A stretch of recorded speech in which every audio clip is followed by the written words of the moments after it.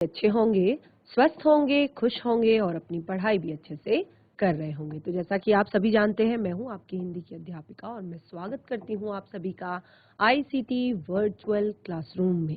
और आज हम यहां पर एकत्रित हुए हैं पढ़ने के लिए क्लास 6 की हिंदी। क्लास 6 की हिंदी में हम पढ़ रहे हैं बाल राम कथा और हमारा जो पाठ चल रहा है इस कथा का वो है सीता की खोज। तो जब हनुमान जी और सुग्रीव यहाँ पर राम से मिल चुके हैं और राम किष्किंधा पर्वत पर हैं और वहां से वो हनुमान जी से के साथ मिलकर यहाँ लंका कूच की तैयारी कर रहे हैं। अब लंका जाने की तैयारी कर रहे हैं, सीता की खोज करना वो शुरू कर रहे हैं। तो किस तरह से उन्हें हनुमान का साथ मिलता है, सुग्रीव का साथ मिलता है और वानर सेना किस तरह सीता की खोज में उनकी मदद करती है, आज हम इस पाठ को पढ़ेंगे। तो बहुत ही ज्यादा इंटरेस्टिंग है, आप सभी ध्यान पूर्वक समझने का प्रयास करेंगे। शुरू करते हैं अपना चैप्टर। तो जब हमने देखा कि हनुमान जी जब सुग्रीव को और रामचंद्र जी सुग्रीव को वचन देकर जब उनके किष्किंधा पर्वत से आगे निकल गए, तो तब वो अब रामचंद्र जी चिंता में पड़ गए, क्योंकि रामचंद्र जी को चिंता हो रही थी। रामचंद्र जी वहां पर बैठे थे, वर्षा ऋतु बीत चुकी थी। अब वो जब सुग्रीव सेना की, वानर सेना की प्रतीक्षा कर रहे थे कि सीता की खोज शुरू कर दिया जाए। लेकिन जब राज तिलक के समय राम को जिस बात का उन्होंने आश्वासन दिया था कि हम जरूर सीता की खोज करेंगे, सीता को हम जरूर ढूंढ लाएंगे, तो इस तरह से अपने राजकाज में व्यस्त होकर, अपने राजकाज में वो बिजी हो गए, बहुत ज्यादा व्यस्त हो गए और अपना वचन वो भूल गए। लेकिन सुग्रीव जो थे, उनके जो मित्र थे हनुमान, उनको सुग्रीव का दिया गया वचन याद था। यानी कि उनको हमेशा से याद था कि उन्होंने राम को कोई वचन दिया गया है। इसीलिए वो राज तिलक के दिन वहीं रुक गए थे और उन्होंने ही सुग्रीव को याद दिलाया कि सुग्रीव ने वानर सेना को एकत्रित करने का आदेश दिया और ये काम सेनापति नल को सौंपा गया। 15 दिन बीत गए, लेकिन सेना राम के पास नहीं पहुंच सकी। अब राम सुग्रीव के इस व्यवहार से क्षुब्ध थे। क्रोध में उन्होंने सुग्रीव के विनाश तक की बात कह डाली। राम को चिंतित देखकर अब लक्ष्मण से नहीं रहा गया, क्योंकि उस समय राम की जो स्थिति थी, राम जिस स्थिति में थे, क्योंकि राम ने अपना मित्र होने का जो एक कर्तव्य था वो निभा दिया था।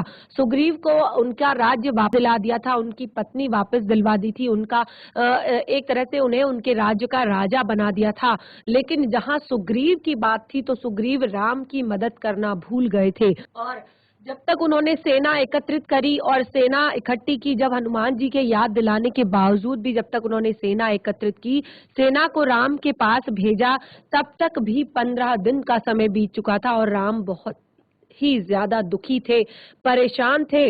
अब उन्होंने जब राम को चिंतित देखा लक्ष्मण ने, तो उन्होंने धनुष उठाया, लेकिन राम ने उन्हें रोक लिया। उन्होंने कहा, सुग्रीव को बस समझाना है, वह हमारा मित्र है। लक्ष्मण किष्किंधा चले गए सुग्रीव को वहां मतलब समझाने के लिए। वहां पहुंचकर उन्होंने धनुष पर प्रत्यंचा चढ़ाई और डोरी खींचकर छोड़ी। उसकी टंकार से ही सुग्रीव कांप गया। धनुष की टंकार का वचन सुनते ही उसको राम को दिया गया अपना वचन जो है वो पुनः याद आ गया। देखिए, उन्होंने तैयारी तो पूरी कर ली थी यहाँ पर, लेकिन पुनः वो इस बात को भूल गए थे। अब तारा ने सलाह दी कि वे तत्काल जाकर राम से मिले, राम से क्षमा याचना करें, और सुग्रीव ने ऐसा ही किया। सुग्रीव ने हनुमान को आवश्यक निर्देश दिए, वानर सेना एकत्रित करने का आदेश दिया और इस बार सुग्रीव सेना एकत्रित होने तक नहीं रुके, तुरंत निकल पड़े लक्ष्मण के पीछे पीछे। अब राम के सामने जाकर भयभीत वनराज ने उनसे क्षमा मांगी। अपनी चूक के लिए राम ने उन्हें उठाकर गले लगा लिया। राम और सुग्रीव बात कर ही रहे थे कि उछल कूद में वानर टोलियां वहां पहुंच गई। हनुमान जी के साथ लाखों वानर थे। जामवंत भी पीछे भालुओं की सेना के साथ आ गए थे। इसके बाद लंका रोहण की योजना बनाई गई। अब लंका पर आक्रमण करने की योजना बनाई गई।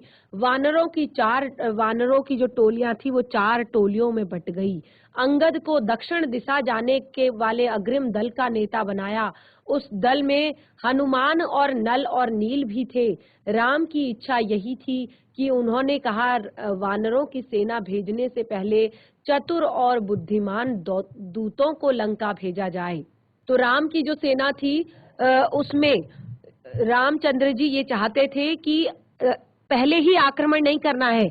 उसके लिए पहले जो चतुर दूत हैं, जो तुम्हारे सेना के कुछ दूत हैं, चतुर दूत हैं, उनको वहां पर भेजना चाहिए। अब राम और सुग्रीव की जय जयकार करते वानर अपनी निर्धारित दिशाओं की ओर दौड़ पड़े। यानी कि जब राम ने चारों दिशाएं निर्धारित कर दी कि आप यहाँ जाओगे, आप वहां जाओगे और आप वहां जाओगे, और सबको अपना अपने सेनापति के साथ भेज दिया गया। अब उन्होंने हनुमान को अपने पास बुलाया और अपनी उंगली से अंगूठी उतार कर उन्हें दे दी, और अंगूठी पर राम का चिन्ह था। तो उन्होंने कहा कि जब उनकी सीता से भेंट होगी तो यह अंगूठी उन्हें दे देना। वह इसे पहचान जाएंगी और समझ जाएंगी कि मैंने तुम्हें भेजा है, तुम मेरे दूत हो। अब रामचंद्र जी ने अपने हाथ की अंगूठी निकालकर हनुमान जी को दे दी और कहा कि जब भी तुम सीता की खोज के लिए जा रहे हो, तुम एक दूत बनकर जा रहे हो, और सीता अगर तुम्हें वहां पर कहीं मिले तो तुम सीता को मेरी ये अंगूठी दे देना, और जिससे वो मुझे पहचान जाएगी कि ये जरूर तुम राम के दूत हो और राम ने ही तुम्हें भेजा है। अब दक्षिण की टोली किष्किंधा से चली। आगे आगे चल रहे हैं। चलते चलते वे ऐसे स्थान पर पहुंच गए जिसके आगे भूमि नहीं थी, केवल जल था। विशाल समुद्र था, उसकी गहराई अथाह थी। लहरों की गरज जो थी कपा देने वाली थी।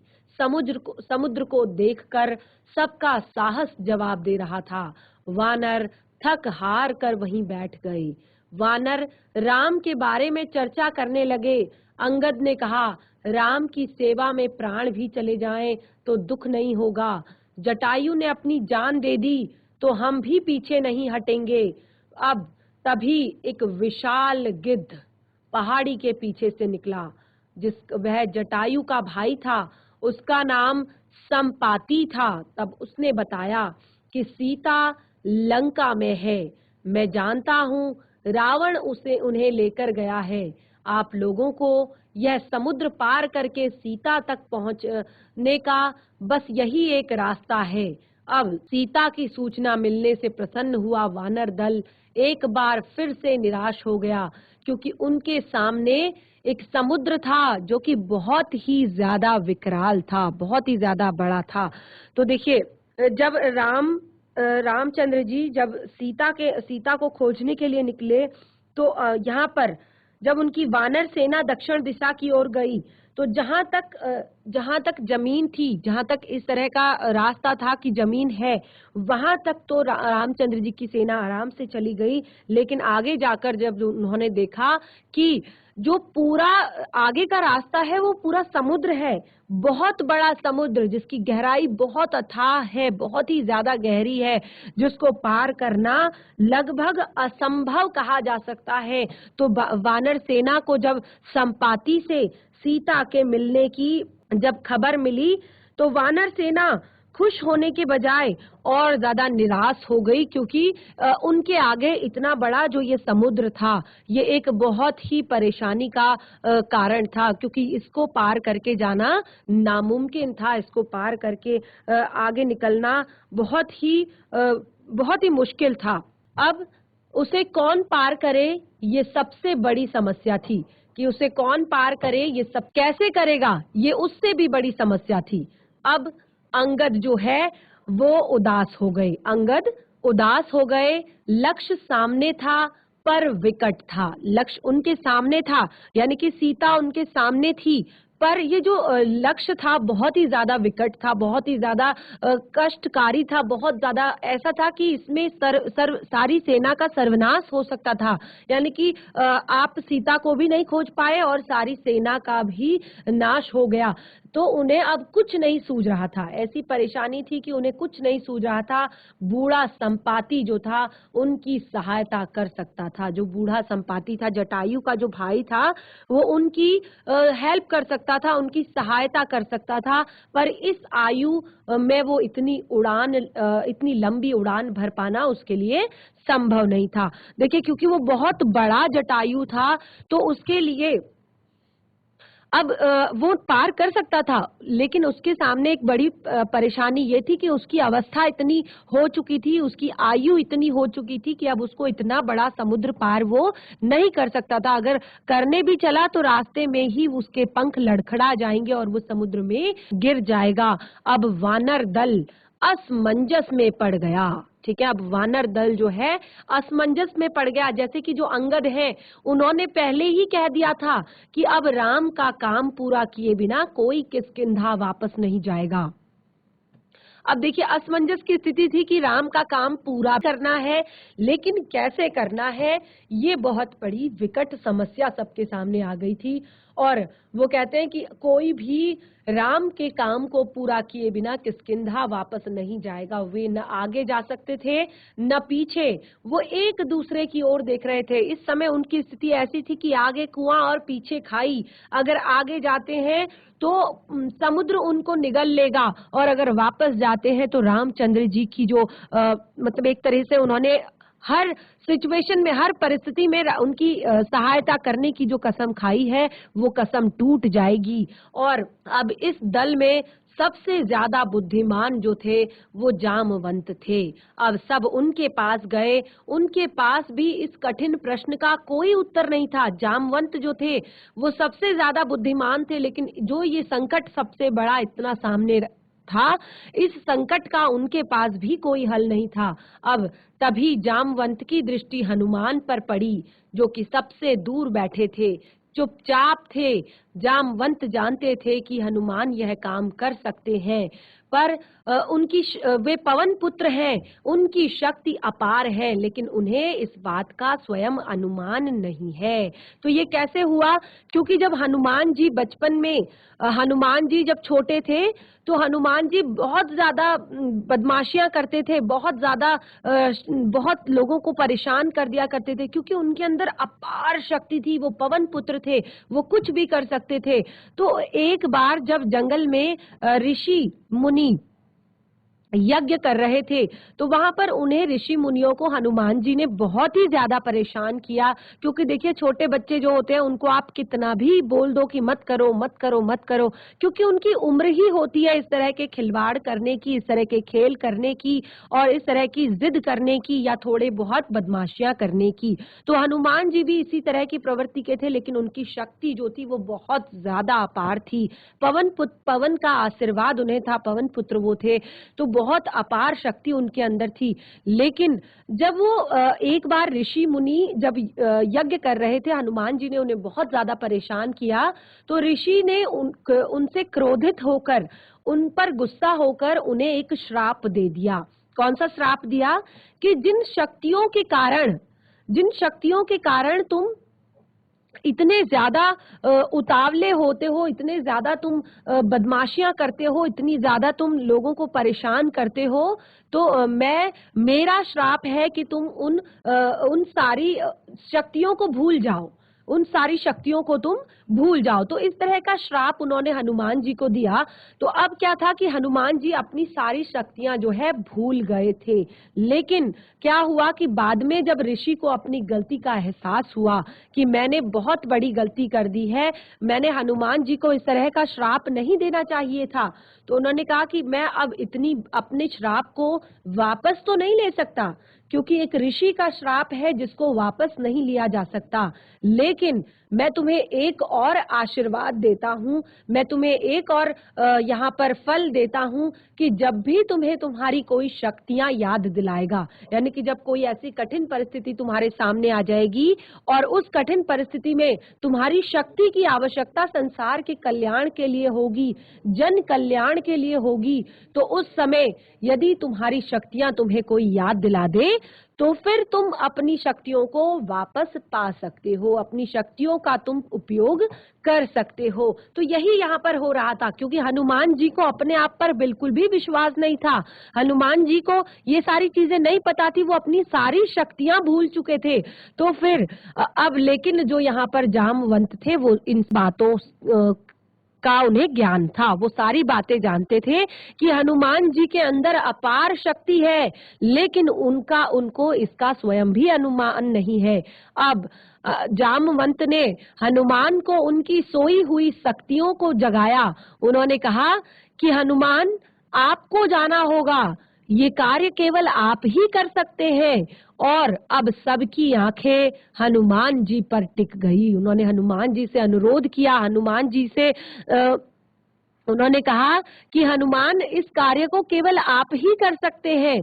तो हनुमान जी ने जब इस तरह यहाँ पर उस कार्य को करने के लिए सोचा, तो उन्होंने सभी की जो निगाहें थी, सब लोग जो थे वो हनुमान जी के बारे में सोचने लगे, हनुमान जी को देखने लगे। तो किस तरह से आगे लंका में पहुंचे हनुमान, अपने इस पाठ को हम पढ़ते हैं अब।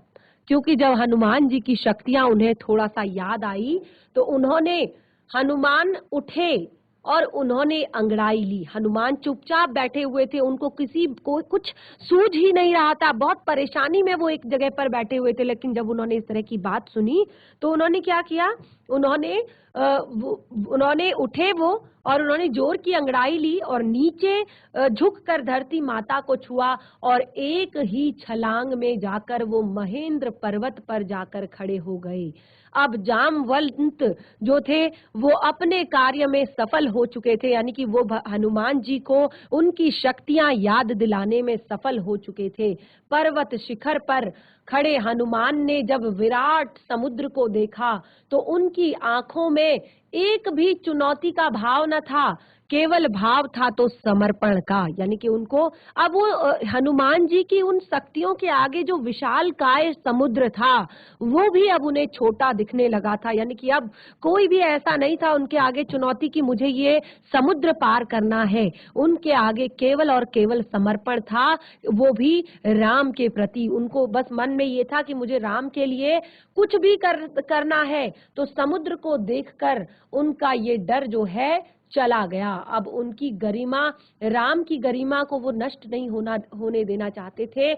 अब हनुमान ने पूर्व दिशा की ओर मुंह करके अपने पिता को प्रणाम किया, अपने हाथ हवा में उठाए और पर्वत पर झुककर उसे हाथ पैर से कसकर दबाया और छलांग लगा दी। और अगले ही पल में वे आकाश में थे, समुद्र के ऊपर थे। तेजी से आगे बढ़ते हुए छलांग के समय विशाल शिलाखंड आसमान में उड़ चुका था। अब कुछ दूर हनुमान के साथ कुछ दूर तक, क्योंकि हनुमान ने जब छलांग लगाई जो उस पर्वत को पैरों में दबाकर, तो क्या हुआ कि इतनी भयानक थी वो छलांग, इतनी ताकतवर थी वो छलांग कि हनुमान जी के साथ जिस पर्वत पर वो खड़े थे, कुछ वो शिलाखंड ही उखड़कर हनुमान जी के साथ उड़ चला कुछ देर के लिए आगे। अब जैसे परिजन किसी को विदा करने साथ गए हों, तो जैसे कभी हमारे घर में कोई मेहमान आता है तो हम क्या करते हैं, उनको विदा करने के लिए उनको बाहर गाड़ी तक छोड़ने आते हैं, या फिर उनको ट्रेन में बिठाने जाते हैं, उनको बस में बिठाने जाते हैं। तो एक तरह से हम उनको सम्मान पूर्वक विदा कर रहे हैं अपने घर से। तो उसी तरह से हनुमान जी अब अपने कर्तव्य पालन के लिए जब निकले हैं, अब उनको अपनी शक्तियां याद आ चुकी हैं और वो अपने कर्तव्य पालन के लिए निकले हैं। तो ऐसे वो शिलाखंड उनके साथ पीछे से गया, जैसे किसी परिजन को विदा करने के लिए हम जाते हैं। हनुमान जी की गति अधिक थी, पत्थर पीछे छूट पड़े और समुद्र में जा गिरे। महेंद्र पर्वत बहुत ही सुंदर था, जीव जंतुओं से भरा था, उसका शिखर पथरीला था, लेकिन जो घाटी थी उसमें मनमोहक वृक्ष थे, लताएं थी। हनुमान जी की छलांग लगाने तक पर्वत शांत था, निश्चल था। छलांग के दबाव से पर्वत दरक गया, वृक्ष कांप कर गिर गए, वन थर्रा गया, बड़ी बड़ी चट्टानें नीचे लुढ़कने लगी, पशु पक्षी चित्कार करते हुए भागने लगे। कई स्थानों पर जल स्रोत फूट पड़े तो कहीं पर धुआं उठने लगा। चट्टानें दहक उठी, लाल हो गई, एक आग के गोले की तरह। तो देखिए, आप कल्पना कर सकते हैं कि हनुमान जी की शक्ति कितनी अपार थी, कितनी अपरंपार थी कि उनके एक छलांग मात्र से पूरा का पूरा महेंद्र पर्वत जो है वो हिल गया। एक तरह से पूरे महेंद्र पर्वत में खलबली मच गई। अब हनुमान जो थे इस बात से बेखबर थे, यानी कि हनुमान जी को बिल्कुल भी इस बात का अंदाजा नहीं था, अंदेशा नहीं था कि पीछे क्या हुआ है। अब वो आगे बढ़ते रहे वायु की गति पाकर। मार्ग में उन्होंने दिशा बदली लंका जाने के लिए, और जैसे ही उनका शरीर हिला तो बादलों में गड़गड़ाहट हो गई, यानी कि बादल आपस में टकरा गए। इतना विशाल काय शरीर उनका हो चुका था। तो अब पूरा आसमान जो है, धरती आसमान हिलने लगा।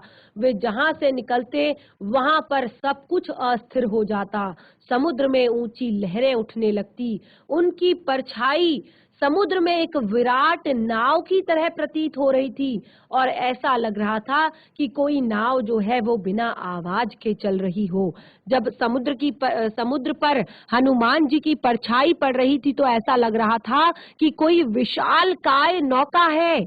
ऐसा लग रहा था कि जो बहुत बड़ी नाव होती है, एक स्थान से दूसरे स्थान पर जाने वाली जो व्यापारिक नावें होती हैं, आपने देखा है बड़ी बड़ी, तो उनके शरीर की छाया समुद्र में इसी तरह की प्रतीत हो रही थी। ऐसा लग रहा था कि कोई जहाज जो है, समुद्री नाव जो है, बिना आवाज करके चलती जा रही हो। समुद्र के अंदर एक पर्वत था, उसका नाम था मौनाक पर्वत। सुनहरा था, चमकता हुआ था, वह जल राशि को चीरकर ऊपर उठा, क्योंकि मोनाक चाहता था कि हनुमान जी कुछ देर के लिए, कुछ पल के लिए वहां विश्राम कर लें। देखिए, हनुमान जी की जो शक्ति थी वो इतनी अपरंपार थी कि समुद्र के प्राणी, धरती के जितने जीव जंतु थे, जितने पेड़ पौधे थे, लताएं थी, पहाड़ थे, शिखर थे, सभी हनुमान जी की इस यात्रा में उनका साथ दे रहे थे, उनको प्रोत्साहित कर रहे थे, उनको प्रेरित कर रहे थे, उनको उत्साहित कर रहे थे उनकी यात्रा के प्रति, सीता जी की खोज के प्रति। तो समुद्र में जो ये विशाल काय समुद्र है, इस समुद्र के अंदर भी एक पर्वत था, उस पर्वत का नाम मौनाक था। बहुत ही सुनहरा, गोल्डन कलर का, बिल्कुल सुनहरा चमकता हुआ पर्वत था, और वह जल राशि को चीरकर ऊपर उठा, यानी कि जो पानी को चीरता हुआ समुद्र से बाहर निकला। और वो मौनाक जो है, यानी कि जो पर्वत है, वो चाहता था कि यहाँ पर हनुमान जी कुछ देर के लिए विश्राम कर लें, थक गए होंगे। देखिए, इस तरह से हनुमान जी, अब आप देख सकते हैं, दोनों आकाश का दृश्य भी यहाँ पर दिखाया गया है और धरती का दृश्य भी यहाँ पर दिखाया गया है, और स्वयं हनुमान जी को भी दिखाया गया है कि किस तरह से वे उड़ रहे हैं वायु में।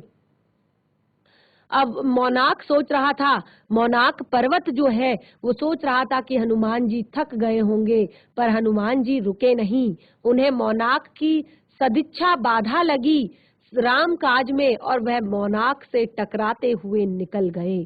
क्योंकि जो हनुमान जी थे, उनको जो मौनाक की सदिच्छा थी, यानी कि अच्छी इच्छा थी, कोई बुरा वो नहीं चाहते थे, लेकिन हनुमान जी को लगा कि ये राम काज में बाधा डल रही है, मुझे बिल्कुल भी देरी नहीं करनी चाहिए, राम के कार्य में मुझे बिल्कुल भी देरी नहीं करनी चाहिए। तो वो मौनाक पर्वत से टकराते हुए आगे निकले। अब जब उनका हाथ मौनाक पर्वत के ऊपरी हिस्से पर लगा तो वो मौनाक पर्वत का जो शिखर था वो टूट गया, और कुछ ऊपर और कुछ उठकर उड़ने लगा। यानी कि जो मौनाक पर्वत था उस पर हनुमान जी का हल्का सा हाथ टकराया तो उस पर्वत का ऊपरी हिस्सा जो था वो टूटकर गिरने लगा। अब इस रास्ते में भी हनुमान जी को बहुत सारी बाधाएं मिली। देखिए, क्योंकि लंका का ये रास्ता था और लंका राक्षसों की राजधानी थी और उस समय वहां पर एक राक्षसी सुरसा भी उन्हें मिली और उसका शरीर जो था वो बहुत ही ज्यादा विराट था और वो हनुमान जी को खा जाना चाहती थी, लेकिन पवन पुत्र ने उन्हें उसे चकमा दे दिया, उसके मुख में घुसकर बाहर निकल आए और आगे एक और राक्षसी उनसे टकराई, उनका नाम था सिंहिका। छाया राक्षसी थे ये। देखिए, जब सुरसा राक्षसी उन्हें मिली तो सुरसा राक्षसी थी, इतनी बड़ी थी कि उसने हनुमान जी को जिंदा निगलने के लिए अपना मुख जैसे ही फैलाया तो उसका मुख इतना बड़ा था कि हनुमान जी ने अपने रूप को छोटा करके उसके मुख के अंदर प्रवेश करके उसके मुख के अंदर से चारों तरफ चक्कर लगाकर वो बाहर निकल आए। और इसके बाद भी उस रास्ते पर ऐसा नहीं था कि उन्हें कोई और नहीं मिला, उस रास्ते पर उनसे एक और राक्षसी टकराई जिसका नाम सिंहिका था और वो एक छाया राक्षसी थी, यानी कि वो कोई असल में नहीं थी, वो छाया राक्षसी थी। उसने जल में हनुमान जी की परछाई को पकड़ लिया और वह अचानक आसमान में ठहर गए, जो नीचे, जैसे कि मैंने बताया आप लोग को कि हनुमान जी की जो परछाई थी वो जल में इस तरह की प्रतीत हो रही थी मानो एक बड़ी नौका जल में चल रही हो। तो उसने क्या था, वो छाया राक्षसी थी तो उसने हनुमान जी की छाया को ही पकड़ लिया, जो जल में हनुमान जी की छाया दिखाई दे रही थी, और इस कारण हनुमान जी आसमान में ठहर गए, रुक गए। अब क्रोध के मारे उन्होंने सिंहिका को भी मार डाला और वो आगे बढ़ गए। अब इस तरह से जब उन्होंने सिंहिका को भी मार डाला तो वो आगे बढ़े, तो अब उनका गंतव्य दूर नहीं था, यानी कि जहां उन्हें पहुंचना था अब वो दूर नहीं था। अब दूर क्षितिज पर लंका दिखाई पड़ने लगी। दूर जब उन्होंने नजर दौड़ाई तो उन्हें वहां पर लंका दिखाई देने लगी। रावण की राजधानी थी सोने की लंका। आकाश में उठते कंगूरे, उसकी प्राचीर लंका जगमगा रही थी। हनुमान समुद्र के किनारे उतर गए और वह अब लंका को और निकट से देख पा रहे थे। अब उन्होंने विशाल काय उस समुद्र को पार कर दिया था और उन्हें वहां पर स्वर्ण लंका, जो कि बिल्कुल जो उसके कंगूरे थे, बहुत बड़े बड़े विशाल काय स्वर्ण महल वहां पर थे और उनके कंगूरे जो है वो चमक रहे थे, उनकी विशाल प्राचीरें थी और उनकी चमक से लंका जगमगा रही थी। तो अब हनुमान जी समुद्र के किनारे उतर गए और हनुमान जी को थकान का एक रंच मात्र ही नहीं था। हनुमान जी के अंदर थकान का एक रंच मात्र भी नहीं था, यानी कि उनको बिल्कुल भी ऐसा नहीं लग रहा था कि मुझे कोई थकान हुई है, क्योंकि इतना लंबा रास्ता था और उन पर इस यात्रा का कोई भी प्रभाव नहीं पड़ा। चिंता नहीं की कि सीता को कैसे ढूंढेंगे, उन्होंने बिल्कुल भी इस बात की चिंता नहीं की तो उन्होंने इस बात की बिल्कुल भी चिंता नहीं की कि वो सीता को कैसे ढूंढेंगे। तो बच्चों, आपने देखा कि किस तरह से हनुमान जी को जब उनकी शक्तियां याद दिलाई गई तो अब उनके लिए लंका में कूच करना, लंका में एक दूत की भांति जाना बिल्कुल आसान हो गया था, बिल्कुल सरल हो गया था। अब हनुमान जी लंका में पहुंच चुके हैं, अब वो सीता माता की खोज करने वाले हैं। और देखिए, उन्होंने इतने बड़े समुद्र को पार किया, लेकिन उनके शरीर पर थकान का कोई रंच मात्र नहीं है, कोई ऐसी थकान उनको नहीं लगी है कि उन्होंने इतने बड़े रास्ते को उन्होंने पार किया है। तो आगे क्या कुछ होता है, क्या हनुमान जी सीता का पता लगा पाते हैं, क्या रावण उनको लंका से फिर वापस जाने देता है, ये सारी कहानी हम पढ़ेंगे अपने नेक्स्ट सेशन में। आज के लिए इतना ही, तब तक के लिए धन्यवाद। आपका दिन शुभ हो।